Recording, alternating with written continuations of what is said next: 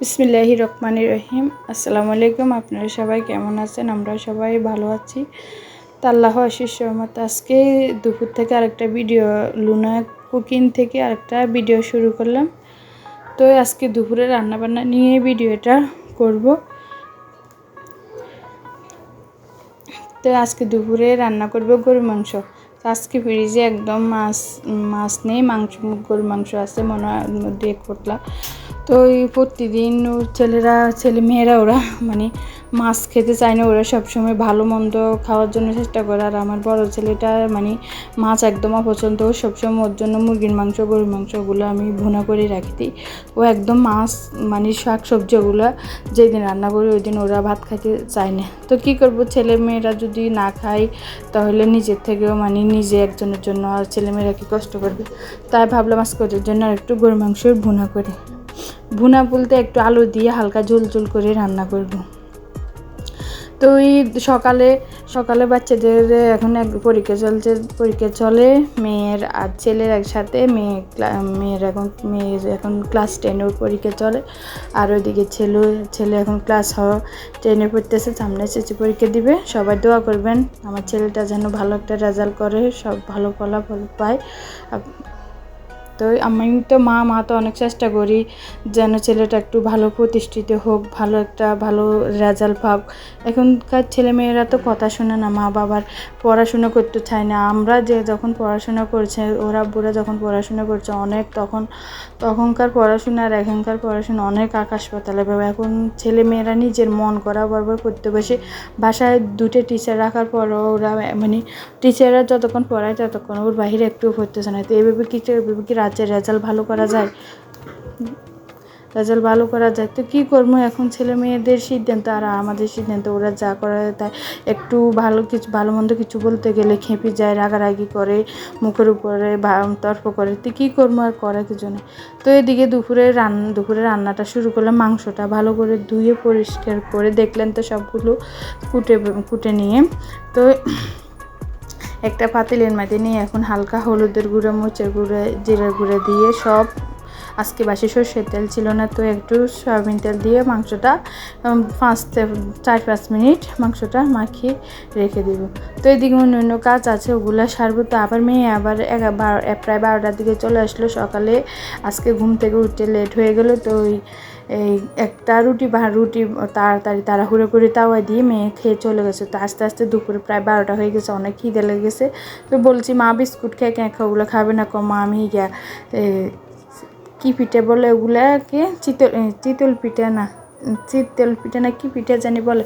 তো ওগুলো আমি তো আটা দিয়ে বানানো যায়। আটা দিয়ে নিয়ে হালকা অল্প কাঁচামরিচ আর পেঁয়াজ দিয়ে কষলা, একটা ডিম দিয়ে তো ভেজে পাতলা করে ভেজে দিছি। ওগুলো খেয়ে অনেকক্ষণ ছিল। তারপরে এদিকে আবার দুপুরে রান্না শুরু করে দিলাম। তা আজকে মাংসটা তাড়াতাড়ি শর্টকাট প্রেশার কুকার দিয়ে দিব। সবসময় তো পাতিলে রান্না করি, প্রেশার কুকারের মাংসটা মানে সিদ্ধ হয় যে ছোটো বাচ্চারা খেতে পারে। তো আমার তো আরও 2টা বেবি আছে, ওরা ছোটো, এই কারণে ওরা শক্ত মানে পাতিলের মধ্যে যেগুলো মাংসটা শক্ত হয়, প্রেশার কুকারটা নরম হতে ও প্রেশার কুকার মাংসগুলো খেতে পছন্দ করে।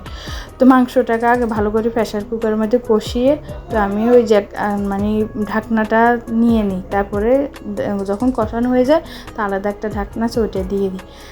তো দুপুরে রান্না এতটুকু আজকে, যেমন আর কোনো আইটেম করি না। আর মানে আজকে এতটুকু আইটেম ছিল। তো আপনারা আমার ভিডিওটা দেখে একটা লাইক, একটা কমেন্ট, সাবস্ক্রাইব করে দিবেন। আর সবসময় পাশে থাকবেন। আপনাদের পাশে আমরা আছি সবসময়। আমরা ছোটো ইউজারেরা সবসময় আপনাদের পাশে থাকবো, আপনাদেরকে সাপোর্ট করব। তো পুরো ভিডিওটা দেখে ভালো লাগলে না টেনে পুরো ভিডিওটা দেখবেন। আপনারা দেখাইতে আমাদের উৎসাহ হয়, ভালো লাগে ভিডিওটা বানানোর জন্য। কষ্ট হলেও চেষ্টা করি আপনাদের সাথে ভালো মন্দ শেয়ার করার জন্য। তো আজকে এতটুকুই টপিক, আর কি বলবো, বলারও তো কোনো কিছু নেই। এই তো চেষ্টা করি ভালো মন্দ আপনাদেরকে দেওয়ার জন্য, কিছু ভালো মন্দ শোনানোর জন্য। তো আপনারা সবাই দোয়া করবেন, ভালো থাকেন, সুস্থ থাকেন। আমরাও সবাই সবসময় চেষ্টা করি ভালো থাকা, সুস্থ বাচ্চা কাচ্চা নিয়ে ভালো থাকা সুস্থ থাকার জন্য।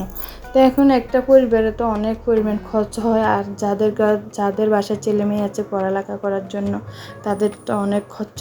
আমাদের এখন প্রায় বাড়তি খরচ অনেক হয়ে যায়, প্রায় 3টে ছেলে মেয়ে এখন পুরোপুরি পড়ার খরচ অনেক টাকা, এদিকে সংসারে তারপরে বিভিন্ন খরচে ডাক্তার, তারপরে ছেলে মেয়ে অনেক কষ্ট হয়ে যায়। তো কী করবো, করার কিছু নেই। প্রবাস থেকে তো অনেক কষ্ট হয়ে যায়। ওর আব্বু আজকে কতদিন ধরে অসুস্থ।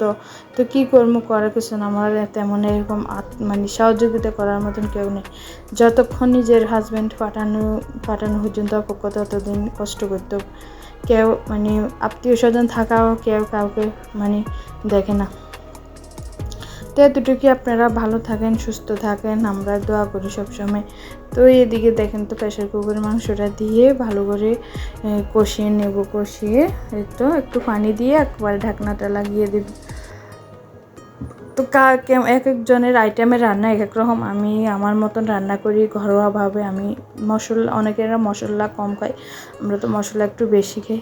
তো যার যেমন ভালো লাগে তেমনি রান্না করে সবার মতন চলো। আর কয়েকটা মাংসের সাথে কয়েকটা আলু দিয়ে দিলাম। এতটুকুই আপনাদের সাথে শেয়ার করবো। আপনারা ভালো থাকেন, সুস্থ থাকেন। তো এই মামি এদের জীবনটা সারাদিনে রান্নাঘরে গরগোছানি সবগুলা দিয়ে চলে যায় সব।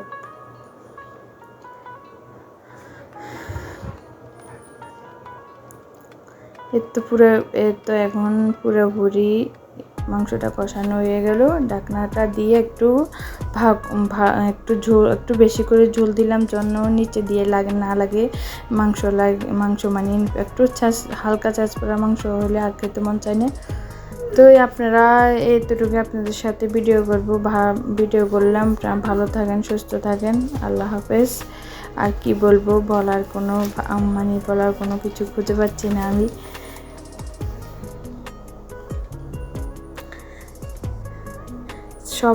সবাই চেষ্টা করে, সবাই কিছু সফলতার জন্য। আমি তো অনেক আজকে 1 বছর হয়ে গেছে ইউটিউবের চ্যানেলটা খুলছি, এখনও আমার কোনো ইউটিউবে কোনো কিছু পরিবর্তন নেই না। দেখি, চেষ্টা করি, দেখি। আল্লাহ।